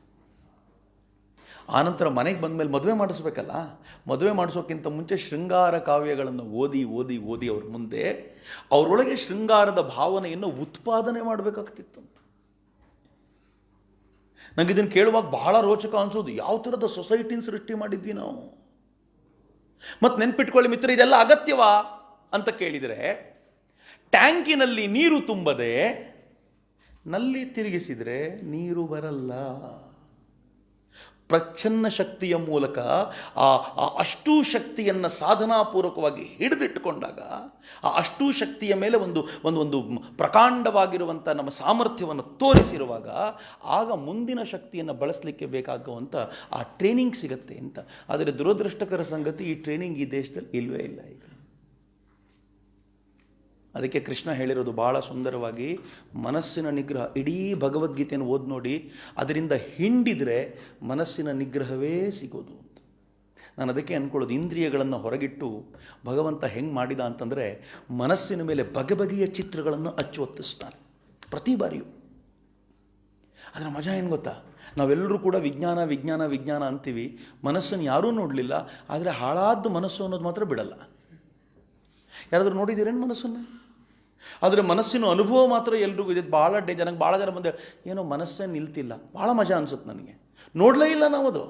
ಆದರೆ ಮನಸ್ಸಿನ ಮೇಲೆ ವಿಶ್ವಾಸ ಹೆಂಗಿದೆ ಅಂತ ಏನೋ ಇದೆ ಅಂತ. ಆದರೆ ಪದೇ ಪದೇ ಈ ಮನಸ್ಸಿನಲ್ಲಿ ಒತ್ತಿದ್ದು ಹೋಗಿ ಏನಾಗುತ್ತೆ, ನಾನು ಸುಮ್ಮನೆ ನಮ್ಗೆ ಅರ್ಥ ಆಗೋ ಭಾಷೆಯಲ್ಲಿ ಹೇಳೋದಾದರೆ, ಈ ಮನಸ್ಸು ಅಂತಂದರೆ ರ್ಯಾಮ್ ಇದ್ದಂತೆ, ಸ್ಲೇಟು. ಬರೆಸ್ಕೊಳ್ಳುತ್ತೆ ಅಳಿಸುತ್ತೆ, ಬರೆಸ್ಕೊಳ್ಳುತ್ತೆ ಅಳಿಸುತ್ತೆ, ಹೊಸದು ಬರುತ್ತೆ ಹಳೆದು ಹೋಗ್ತಿರುತ್ತೆ. ಆದರೆ ಪದೇ ಪದೇ ಯಾವುದನ್ನು ಬರ್ಕೊಳ್ತಿರ್ತೀವಲ್ಲ, ಅದು ಹೋಗಿ ರೀಡ್ ಓನ್ಲಿ ಮೆಮೊರಿಗೆ ಹೋಗಿ ಕೂತ್ಕೊಳ್ಳುತ್ತೆ, ರಾಮಿಗೆ ಹೋಗಿ ಕೂತ್ಕೊಳ್ಳುತ್ತೆ, ಚಿತ್ತಕ್ಕೆ ಹೋಗಿಬಿಡುತ್ತೆ.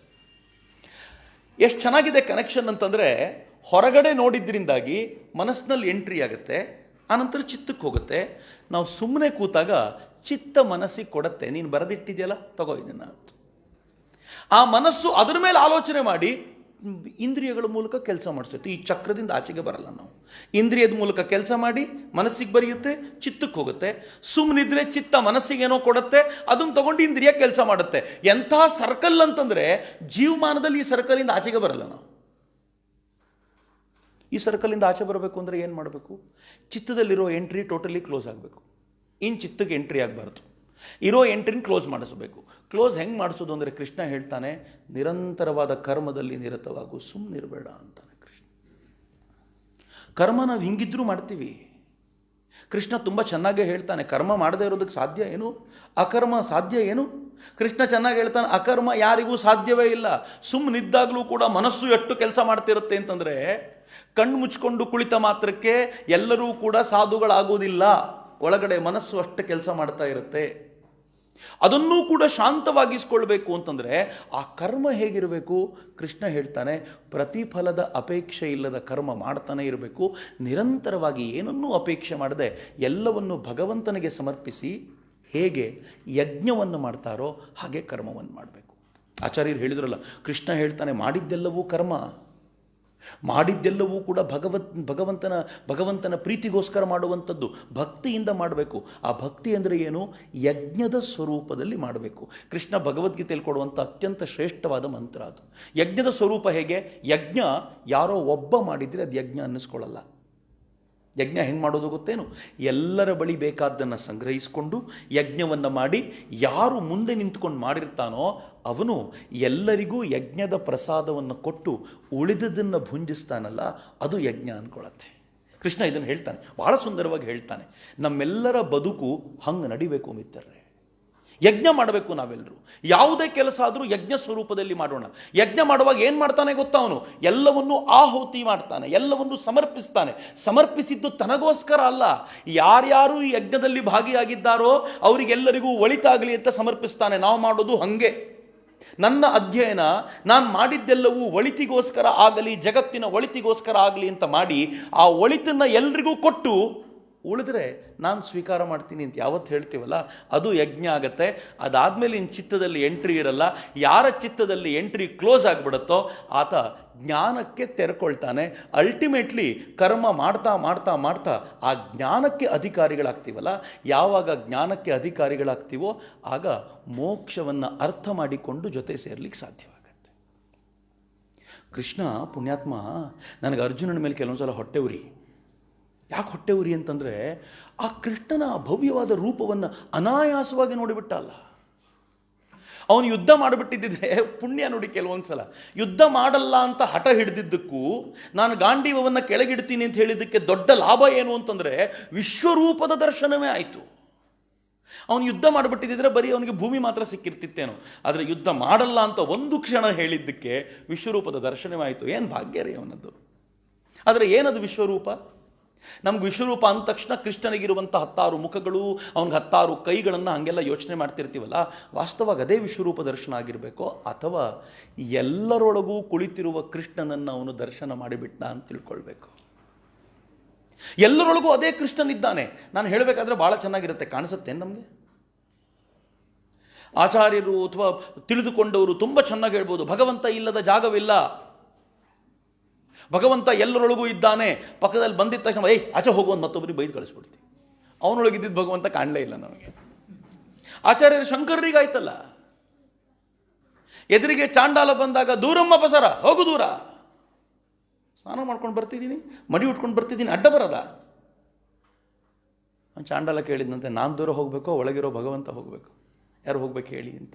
ಆಗ ಅರ್ಥ ಆಯ್ತು ಅವ್ರು, ಹೌದಲ್ಲ, ಹೇಳ್ಕೊಂಡು ತಿರುಗಾಡೋದು ಬಹಳ ಸುಲಭ, ಆದರೆ ಒಳಗಿರೋ ಭಗವಂತನನ್ನು ಸಾಕ್ಷಾತ್ಕರಿಸ್ಕೊಳ್ಳೋದು ಬಹಳ ಕಷ್ಟ ಮಿತ್ರರೇ. ಭಗವಂತ ಅವನಿಗೆ ಎಂಥ ಅದ್ಭುತವಾದ ದಿವ್ಯ ದೃಷ್ಟಿಯನ್ನು ಕೊಟ್ಟ ಅಂತಂದರೆ, ಎಂಥ ಕನ್ನಡಕ ಕೊಟ್ಟ ಅಂತಂದರೆ, ಆ ಕನ್ನಡಕ ಹಾಕ್ಕೊಂಡಾಗ ಯಾರು ಮುಖಗಳೂ ಕಾಣ್ತಿರ್ಲಿಲ್ಲ, ಒಳಗಿರುವ ಕೃಷ್ಣನೇ ಕಾಣ್ತಿದ್ದ. ಆಗ ಹೇಳ್ತಾನೆ, ಅನೇಕ ವಕ್ತೃನಯನಂ ಅನೇಕ ಅದ್ಭುತ ದರ್ಶನಂ. ನೀನು ಎಷ್ಟು ಆಭರಣಗಳನ್ನು ಹಾಕ್ಕೊಂಡಿದ್ದೀಯಾ, ಏನು ಅದ್ಭುತವಾದ, ಎಷ್ಟೊಂದು ಕಣ್ಣುಗಳು ನಿನಗೆ, ಎಷ್ಟೊಂದು ಕಣ್ಣುಗಳು ಅವನಿಗೆ ಅಂತಂದರೆ ಅವನು ಒಬ್ಬನಿಗೆ ಅಲ್ಲ, ಅದು ಎಲ್ಲರೊಳಗೂ ಅವನೇ ಇದ್ದಿದ್ದರಿಂದ ಇವೆಲ್ಲ ಕಣ್ಣುಗಳು ಕೃಷ್ಣನದ್ದೇ, ಎಲ್ಲ ಕೈಗಳು ಕೃಷ್ಣನದ್ದೇ, ಎಲ್ಲ ಬಾಯಿಗಳು ಕೃಷ್ಣನದ್ದೇ. ಓ ಗಾಡ್, ಏನು ಅದ್ಭುತವಾಗಿದೆ ದೃಶ್ಯ ಅಂತ ನಾವೆಲ್ಲ ಹೇಳ್ಬೋದಷ್ಟೇ. ಅರ್ಜುನ ನೋಡಿಬಿಟ್ಟ ಅದನ್ನು. ಯಾವಾಗ ಜ್ಞಾನದ ದೃಷ್ಟಿ ತೆರೆದುಕೊಳ್ಳುತ್ತೋ ಮಿತ್ರರೇ, ಅವತ್ತು ಎಲ್ಲವೂ ಹಿಂಗೆ ಕಾಣಲಿಕ್ಕೆ ಶುರುವಾಗುತ್ತೆ. ವಿವೇಕಾನಂದರು ಜೀವಿತಾವಧಿಯ ಕೊನೆ ಅವಧಿಯಲ್ಲಿ ಬರುವಂಥ ಮಾತಿದು. ಅವರು ಒಂದಿನ ತಮ್ಮ ಕೋಣೆಗೆ ಹೋಗ್ತಾರೆ. ಕಲ್ಕತ್ತಾದಲ್ಲಿ ಅವ್ರ ಮನೆ ನೋಡ್ಬೇಕು ನೀವು. ಆ ಕೋಣೆಗೆ ಹೋಗಬೇಕಾದಾಗ ಇದ್ದಕ್ಕಿದ್ದಂತೆ ಅಲ್ಲಿ ನಿಂತ್ಕೊಳ್ತಾರೆ. ನಿಂತ್ಕೊಂಡು ತಮ್ಮ ಶಿಷ್ಯರಿಗೆ ಹೇಳ್ತಾರೆ, ಏನು ಅದ್ಭುತ, ನೀನು ಕೃಷ್ಣ, ನೀನು ಭಗವಂತ, ಅವನು ಭಗವಂತ, ಅವನು ಭಗವಂತ, ಈ ಮರ ಭಗವಂತ, ನನಗೆಲ್ಲವೂ ಭಗವತ್ ಸ್ವರೂಪಿಗಳಾಗಿ ಕಾಣ್ತಿದ್ದಾರೆ, ಏನು ಅದ್ಭುತವಾದ ದರ್ಶನ ಇದು ಅಂತ ವಿವೇಕಾನಂದರು ಹೇಳ್ತಾರೆ. ಹಂಗಂದು ವಿವೇಕಾನಂದರು ಆಮೇಲೆ ಏನು ಹೇಳ್ತಾರೆ ಗೊತ್ತಾ? 40 ವರ್ಷಗಳ ಸಾಧನೆಯ ನಂತರ ನನಗೀಗ ಅರ್ಥ ಆಗಿದೆ, ಭಗವಂತ ಎಲ್ಲೋ ಗರ್ಭಗುಡಿಯಲ್ಲಿಲ್ಲ, ಪ್ರತಿಯೊಬ್ಬನ ಹೃದಯದಲ್ಲೂ ವಾಸಿಸ್ತಾ ಇದ್ದಾನೆ. ಯಾರು ಜೀವ ಸೇವೆ ಮಾಡ್ತಾನೋ ಅವನು ಸಾಕ್ಷಾತ್ ಶಿವ ಸೇವೆ ಮಾಡ್ತಾನೆ ಅಂತ ನನಗೀಗ ಅರ್ಥ ಆಯಿತು ಅಂತ ವಿವೇಕಾನಂದರು ಹೇಳ್ತಾರಲ್ಲ, ಏನು ದೊಡ್ಡ ಮಾತು. ಪ್ರತಿಯೊಬ್ಬರ ಸೇವೆಗೆ ಯಾಕೆ ಮೀಸಲಾಗಬೇಕು ಅಂತಂದರೆ, ನನ್ನ ಬದುಕಿನಲ್ಲಿ ಆ ಕರ್ಮದ ಆ ಬಂಧನವನ್ನು ಕಳಚಿಕೊಂಡು ಜ್ಞಾನಕ್ಕೆ ಯೋಗ್ಯನಾಗಬೇಕು ಅನ್ನೋ ಪ್ರಯತ್ನದ ದೃಷ್ಟಿಯಿಂದ ನಮ್ಮೆಲ್ಲರ ಗುರಿ ಹಂಗಾಗಬೇಕು. ನಂಗೆ ಅನೇಕರು ಬಂದು ಕೇಳ್ತಾರೆ, ಬದುಕಿನ ಗುರಿ ಏನು, ಬದುಕು ಹೆಂಗೆ ನಡಿಬೇಕು ಅಂತ ಕೇಳಿದ್ರೆ ಒಂದೇ ಒಂದು ಗುರಿ, ಈ ಚಕ್ರದಿಂದ ಪಾರಾಗಬೇಕು. ಹುಟ್ತೀವಿ, ಬದುಕ್ತೀವಿ, ಸಾಯ್ತೀವಿ, ಮತ್ತೆ ಹುಟ್ತೀವಿ, ಮತ್ತೆ ಬದುಕ್ತೀವಿ, ಮತ್ತೆ ಸಾಯ್ತೀವಿ. ಈ ಚಕ್ರ ಇದೆಯಲ್ಲ, ಎಲ್ಲೋ ಒಂದು ಕಡೆ ಸತ್ತ ನಂತರ ಮತ್ತೆ ಹುಟ್ಟೋದಿಲ್ಲ ಅಂತ ಒಂದು ಬ್ರೇಕ್ ಮಾಡ್ಕೊಂಡು ಹಾರಿ ಹೋಗ್ತೀವಲ್ಲ, ಆ ಹಾರಿ ಹೋಗುವ ಪ್ರಕ್ರಿಯೆಗೆ ಭಾರತ ತಯಾರಾಗಬೇಕಾಗಿದೆ ಮಿತ್ರರೇ. ನಾವೇನಾದರೂ ಆ ಗುರಿಯಿಂದ ವಿಚಲಿತವಾಗಿ ಯಾವುದೋ ಒಂದು ಕಂಪನಿಯ ಮ್ಯಾನೇಜರ್ ಆಗಬೇಕು, ಯಾವುದೋ ಒಂದು ಪಕ್ಷದ ಅಧ್ಯಕ್ಷನಾಗಬೇಕು, ಒಂದು ರಾಜ್ಯದ CM ಆಗಬೇಕು, ಒಂದು ದೇಶದ PM ಆಗಬೇಕು, ಇದನ್ನೇ ಗುರಿಯಾಗಿರಿಸಿಕೊಂಡು ಬಿಟ್ಟರೆ ಅದಾಗೋದು ತಪ್ಪಲ್ಲ, ಆದರೆ ಗುರಿಯಲ್ಲ. ಗುರಿ ತುಂಬ ದೊಡ್ಡದ್ದಾಗಿರಬೇಕು. ನಾನು ಎಲ್ಲ ತರುಣರಲ್ಲೂ ಕೇಳ್ಕೊಳ್ಳೋದೇನು ಅಂತಂದರೆ, ಅಂಥದ್ದೊಂದು ದೊಡ್ಡ ಗುರಿಯನ್ನು ಭಾರತೀಯರು ಇಟ್ಕೊಳ್ಳೋಣ. ನಾವು ಇಟ್ಕೊಳ್ಳಿಲ್ಲ ಅಂತಂದರೆ ಜಗತ್ತಿನಲ್ಲಿ ಯಾರೂ ಈ ಗುರಿಯ ಬಗ್ಗೆ ಆಲೋಚನೆಯೇ ಮಾಡಲ್ಲ. ಈ ಗುರಿಗೆ ಯೋಗ್ಯರಾದವರು, ಈ ಗುರಿಯನ್ನು ಇಟ್ಟುಕೊಳ್ಳಬೇಕಾದವರು ಭಾರತೀಯರು ಮಾತ್ರ. ಅವರೇ ಜಗತ್ತಿಗೆಲ್ಲ ಇದನ್ನು ಹಂಚಬೇಕಾದವರು. ಹೀಗಾಗಿ ನಮ್ಮ ಗುರಿಯನ್ನು ವಿಸ್ತಾರಗೊಳಿಸಿಕೊಳ್ಳೋಣ. ಯಾವಾಗ ವಿಸ್ತಾರಗೊಳಿಸಿಕೊಳ್ತೀವೋ ಆಗ ನೀವು ಯಾವುದಕ್ಕೋಸ್ಕರ ಪ್ರಯತ್ನ ಪಡ್ತಿದ್ದೀರಲ್ಲ, ಅನಾಯಾಸವಾಗಿ ಬರುತ್ತೆ. ಈ ದೇಶದ ಋಷಿಗಳು, ಓಶೋ ಭಾಳ ಚೆನ್ನಾಗಿರುವಂಥ ಒಂದು ಮಾತು ಹೇಳ್ತಾರೆ. ಯಾವಾಗಲಾದರೂ ಓಶೋ ಅವರ ಆ ಕೃತಿಗಳನ್ನು ಓದಬೇಕು, ಕೆಲವೊಂದು ಕೃತಿಗಳು ಅದು ಎಷ್ಟು ಚೆನ್ನಾಗಿ. ಒಂದು ಕಡೆ ಹೇಳ್ತಾರೆ, ಜಗತ್ತು ಶ್ರೇಷ್ಠ ಡಾಕ್ಟರ್ಗಳನ್ನು ಪ್ರೊಡ್ಯೂಸ್ ಮಾಡ್ತು, ಜಗತ್ತು ಶ್ರೇಷ್ಠ ಇಂಜಿನಿಯರ್ಗಳನ್ನು ಪ್ರೊಡ್ಯೂಸ್ ಮಾಡ್ತು, ಜಗತ್ತು ಶ್ರೇಷ್ಠ ಇವರನ್ನ ಎಲ್ಲ ಪ್ರೊಡ್ಯೂಸ್ ಮಾಡ್ತು. ಆದರೆ ಭಾರತ ಯಾವ ಇಂಜಿನಿಯರ್ನೂ ಕೊಡಲಿಲ್ಲ, ಯಾವ ಡಾಕ್ಟರ್ನೂ ಕೊಡಲಿಲ್ಲ, ಆದರೆ ಭಾರತ ಋಷಿಗಳನ್ನು ಕೊಡ್ತು ಅಂತಾರೆ ಓಶೋ. ಆ ಋಷಿ ಶ್ರೇಷ್ಠ ಡಾಕ್ಟರು ಆಗಿದ್ದ, ಶ್ರೇಷ್ಠ ಇಂಜಿನಿಯರು ಆಗಿದ್ದ, ಶ್ರೇಷ್ಠ ಗಣಿತಜ್ಞ ಆಗಿದ್ದ, ಶ್ರೇಷ್ಠ ಖಗೋಳಶಾಸ್ತ್ರಜ್ಞ ಆಗಿದ್ದ, ಎಲ್ಲವೂ ಆಗಿದ್ದ. ಯಾಕೆಂದರೆ ಅವನು ಅತ್ಯಂತ ದೊಡ್ಡದ್ದಾಗಿರುವ ಗುರಿಯ ಕಡೆ ನಡೀತಿದ್ನಲ್ಲ, ಸಣ್ಣ ಪುಟ್ಟದ್ದೆಲ್ಲ ಅವನಿಗೆ ಸೇರಿಕೊಳ್ತಾನೆ ಹೋಯಿತು ಅಂತ. ನೀವು ಬೆಂಗಳೂರಿನಿಂದ ಹುಬ್ಳಿಗೆ ಬಂದರೆ ನಿಮಗೆ ದಾವಣಗೆರೆಯೂ ಸಿಗುತ್ತೆ, ದುರ್ಗವೂ ಸಿಗುತ್ತೆ, ಹಾವೇರಿಯೂ ಸಿಗುತ್ತೆ, ರಾಣೆಬೆನ್ನೂರು ಸಿಗುತ್ತೆ. ಗುರಿ ಹುಬ್ಳಿ ಇರೋದ್ರಿಂದ. ನಿಮ್ಮ ಗುರಿ ತುಮಕೂರೇ ಆಗಿದ್ದರೆ ರಾಣೆಬೆನ್ನೂರು ಇಲ್ಲ, ದುರ್ಗವೂ ಇಲ್ಲ, ಯಾವುದೂ ಇಲ್ಲ. ನಿಮ್ಮ ಗುರಿ ಡೆಲ್ಲಿನೇ ಆಗಿದ್ದರೆ ಇನ್ನೂ ಸ್ವಲ್ಪ ಜಾಸ್ತಿ ಜಾಗಗಳನ್ನು ಸಿಗುತ್ತೆ ನಿಮಗೆ ಅಂತ. ನೀವು ಗುರಿ ದೊಡ್ಡದಿದ್ದಷ್ಟು ದಾರಿಯುದ್ದಕ್ಕೂ ಬರೋದೆಲ್ಲ ಸಹಜವಾಗಿ ಸಿಗುತ್ತೆ. ನಮ್ಮ ಮೇಷ್ಟ್ರು ಯಾವಾಗಲೂ ಹೇಳೋರು ನನಗೆ, ನಿಮ್ಮ ಮನೆಗೆ ವಾಷಿಂಗ್ ಮಿಷಿನ್ ಬಂದಿದ್ದು ನಿನಗೋಸ್ಕರ ಅಲ್ಲ. ಈ ಯಾತ್ರಿಕರು, ಈ ಗಗನಯಾತ್ರಿಗಳು ಗಗನಯಾತ್ರೆಗೆ ಅಂತ ಹೋಗಬೇಕಾದಾಗ ಅವ್ರ ಬಟ್ಟೆ ಕ್ಲೀನ್ ಮಾಡೋದು ಹೆಂಗೆ, ಅವ್ರ ಊಟ ಬಿಸಿಯಾಗಿಡೋದು ಹೆಂಗೆ, ಅವ್ರ ಊಟ ತಂಪಾಗಿಡೋದು ಹೇಗೆ, ಇದ್ರ ಬಗ್ಗೆ ಡಿಸ್ಕಷನ್ ಮಾಡ್ತಾ ಇದ್ರ ಬಗ್ಗೆ ಸಂಶೋಧನೆ ಮಾಡ್ತಾ ಅವ್ರ ರೆಫ್ರಿಜರೇಟ್ರು, ವಾಷಿಂಗ್ ಮಿಷಿನು ಇವೆಲ್ಲ ಒಂದಾದ್ಮೇಲೆ ಒಂದು ಬಂತು. ದೊಡ್ಡ ಗುರಿ ಇಟ್ಕೊಂಡಿದ್ದರಿಂದ ನಮಗೆ ಬೇಕಾಗಿರೋ ಚಿಕ್ಕ ಪ್ರಾಡಕ್ಟ್ಗಳು ಸೈಡ್ ಬೈ ಸೈಡ್ ಸಿಗ್ತಾ ಹೋದು. ಹಾಗೆಯೇ ಗುರಿ ದೊಡ್ಡದ್ದಾಗಿದ್ದಾಗ ಯಾವುದನ್ನು ಬಯಸ್ತಿರಲ್ಲ ಅದು ನಿಮ್ಮ ಕಾಲು ಬುಡಕ್ಕೆ ಬಂದು ಬಿದ್ದಿರುತ್ತೆ. ಆದರೆ ಮಜಾ ಅಂದರೆ ಆಗ ನಿಮ್ಗದು ಬೇಕಾಗಿರಲ್ಲ ಅಷ್ಟೇ.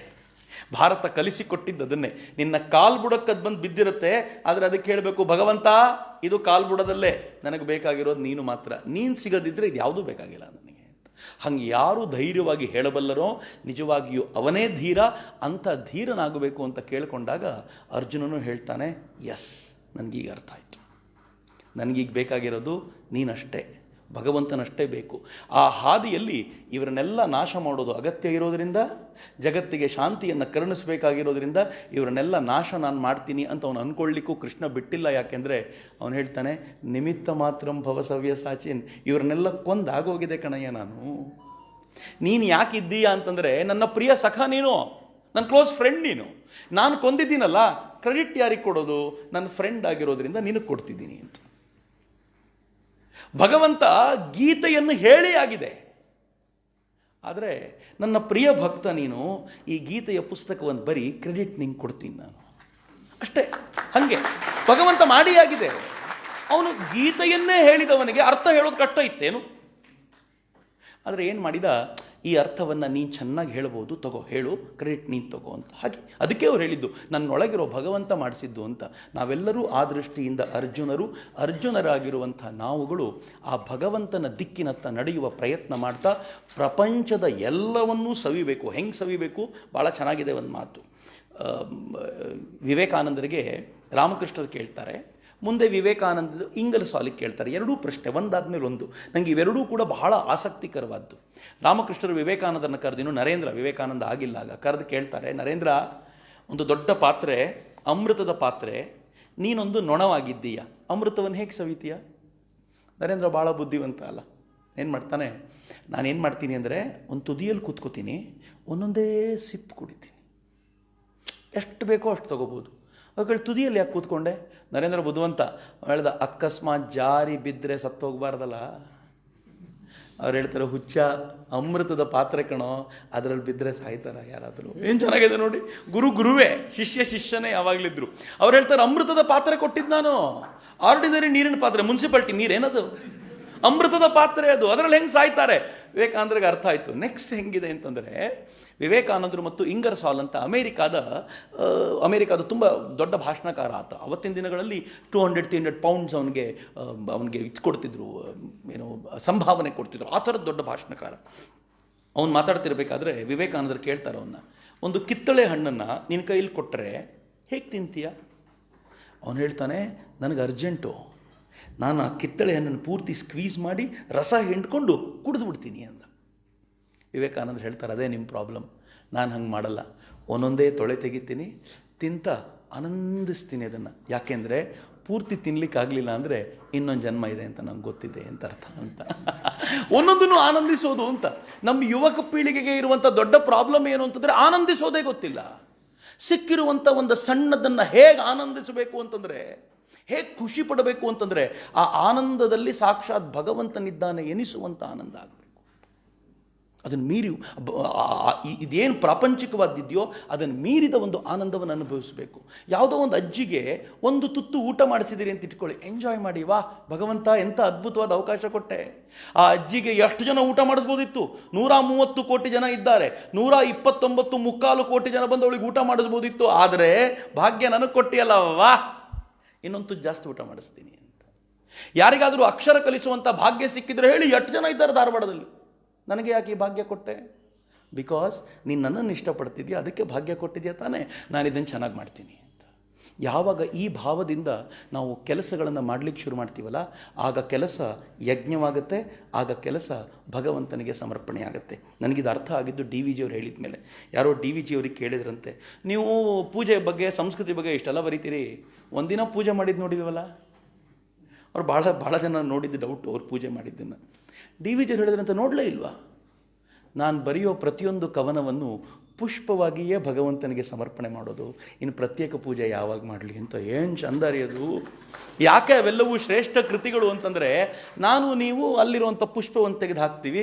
DVG ಅವರು ನನಗೆ ಆ ಪುಷ್ಪ ಇಲ್ಲಪ್ಪ, ಇವತ್ತೊಂದು ಕವನವನ್ನೇ ಬರೆದು ಸಮರ್ಪಣೆ ಮಾಡ್ತೀನಿ ಅಂತ ಸಮರ್ಪಣೆ ಮಾಡ್ತಾರೆ. ಏನು ಚಂದದ ಭಾವ ಅದು. ಮಿತ್ರ, ಈ ಭಾವ ಏನಾದರೂ ನಮಗೆಲ್ಲರಿಗೂ ಬರುತ್ತೆ ಅಂತಾದರೆ ಮಾಡುವ ಕೆಲಸವೆಲ್ಲವೂ ಬಂಗಾರವಾಗುತ್ತೆ ಅಂತ ನಾನಂತೂ ಭಾವಿಸ್ತೀನಿ. ಗೀತೆ ನಮಗೆ ಈ ನಿಟ್ಟಿನಲ್ಲಿ ಮಾರ್ಗದರ್ಶಕವಾಗಲಿ. ಅವ್ರು ಬರೆದಿರುವಂಥ ಅರ್ಥಗಳು ನಾನು ಓದ್ತೀನಿ ಖಂಡಿತವಾಗಿಯೂ. ಅದನ್ನು ಓದುವಾಗ ಹೊಸ ಅರ್ಥ ಹೊಳೆಯುತ್ತೆ, ಭಾಳ ಮಜಾ ಇದೆ ಅದು. ಗೀತೆಯ ವೈಶಿಷ್ಟ್ಯ ಏನು ಅಂತಂದರೆ, ನೀವು ಯಾವ ವಯಸ್ಸಿನಲ್ಲಿದ್ದೀರೋ ಆ ವಯಸ್ಸಿಗೆ ತಕ್ಕ ಅರ್ಥ ಕೊಡುತ್ತೆ. ಆಚಾರ್ಯರಿಗೆ ಆಗಿರುವಂಥ ಅರ್ಥ ನನಗೆ ಮತ್ತು ನಿಮ್ಗೆ ಈಗಲೇ ಆಗುತ್ತೆ ಅಂತಿಲ್ಲ. ನಮಗೆ ಅವರು ಪುಸ್ತಕ ಓದಿದಾಗ ನನ್ನ ಮಟ್ಟಕ್ಕೆ ಏನು ಬೇಕೋ ಅದೇ ಅರ್ಥ ಆಗುತ್ತೆ. ಇನ್ನು 5 ವರ್ಷದ ನಂತರ ಅದೇ ಪುಸ್ತಕ ಓದಿ, ಅಯ್ಯೋ ಇದರ ಅರ್ಥ ಹಿಂಗ ಅಂತ ಅನಿಸುತ್ತೆ. ಇನ್ನು 10 ವರ್ಷದ ನಂತರ ಓದಿ, ಮದುವೆ ಆಗಿ ಮಕ್ಕಳಾಗಿ ಎಲ್ಲ ಕಷ್ಟವನ್ನು ಅನುಭವಿಸಿದ ಮೇಲೆ, ಇದರ ಅರ್ಥ ಹಿಂಗೆ ಅಂತ ಮೊದಲೇ ಗೊತ್ತಿದ್ದಿದ್ರೆ ನಾನು ಬೇರೆ ಥರನೇ ಇರ್ತಿದ್ನಲ್ಲ ಅಂತ ಅನಿಸುತ್ತೆ. ಆಯಾ ಕಾಲಘಟ್ಟಕ್ಕೆ ತಕ್ಕಂತೆ ನಾವೆಷ್ಟು ಬೆಳೆದಿದ್ದೀವೋ, ನಾವೆಷ್ಟು ಅರ್ಥೈಸಿಕೊಳ್ಳುವ ಕ್ಷಮತೆಗೆ. ಒಂದು ಪುಸ್ತಕದ ಶಾಶ್ವತತೆ ಅನ್ನೋದು ಹಂಗೆ. ನಾನು ಬರೆದಿರೋ ಆರ್ಟಿಕಲ್ಲು ಅದು ನಾಳೆಗೆ ಹಳೆತಾಗ್ಬೋದು, ಆದರೆ ಕೃಷ್ಣನ ಭಗವದ್ಗೀತೆ ಎಷ್ಟು 1000 ವರ್ಷಗಳಾದವೋ ಇವತ್ತಿಗೂ ಹಾಗೆ ಉಳಿದುಕೊಂಡಿದೆ. ಯಾಕೆ ಅಂದರೆ ಆಯಾ ಕಾಲಘಟ್ಟಕ್ಕೆ ತಕ್ಕಂತೆ ಅರ್ಥವನ್ನು ಹೊರಸೂಸಬಲ್ಲಂಥ ಅಪರೂಪದ ಸತ್ಯಾನ್ವೇಷಣೆಯ ಗ್ರಂಥ ಅದು. ಆ ಗ್ರಂಥ ನಮಗೆಲ್ಲರಿಗೂ ಮಾರ್ಗದರ್ಶನ ಮಾಡಲಿ ಅಂತ ಅತ್ಯಂತ ಪ್ರೀತಿಯಿಂದ ಹಾರೈಸ್ತಾ, ನನ್ನನ್ನು ಪ್ರೀತಿಯಿಂದ ಆಹ್ವಾನಿಸಿದ ಆಚಾರ್ಯರಿಗೆ ನಾನು ಅಷ್ಟೇ ಶ್ರದ್ಧೆಯಿಂದ ನಮನಗಳನ್ನು ಸಮರ್ಪಿಸಿ ನಿಮಗೆಲ್ಲರಿಗೂ ಕೂಡ ಧನ್ಯವಾದಗಳನ್ನು ಸಮರ್ಪಿಸ್ತೀನಿ. ವಂದೇ ಮಾತರಂ. ಜೈ ಹಿಂದ್.